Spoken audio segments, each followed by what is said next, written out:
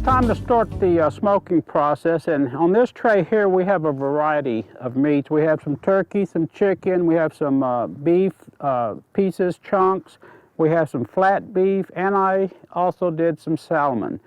Now on most all of these you can actually hang on hooks. You can either make them at home or buy them pre-made. On any of your fish products, such as your orange gruffy, your white meat fish, or the salmon, you need to lay flat on a rack. It'll hold together better. It won't hold together if you hang it. Now what we're going to do, we're going to slide the prepared tray with the meat, the marinated meats, back into the unit.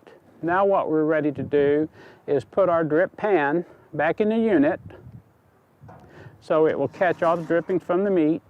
Now what we want to do, we want to take and put the moistened wood chips on top of the cinder so we can start the process of smoking by generating a moist, smooth source of smoke.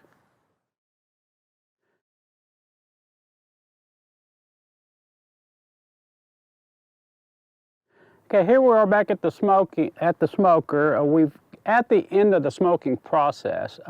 What we did in the beginning was, of course, put our meat rack in. We put our wood chips above the cinders. We opened both of the baffles on each side for about an hour, and that's just to get the wood chips smoking and burning without them flaming. We don't want to flame inside the pit. After about an hour, we go ahead and close the damper so everything will just cinder and smoke real good. Now, it's been in here about 8 hours, and we've maintained a temperature. I've let the temperature drop down now because I don't want a flame to come out of here when I open the box. So I've let it down, but we've maintained 90 to 100 degrees for about the last 8 hours. And not only were we smoking, but we were also lowering the water content of the meat so we could dry it. Let's open it up.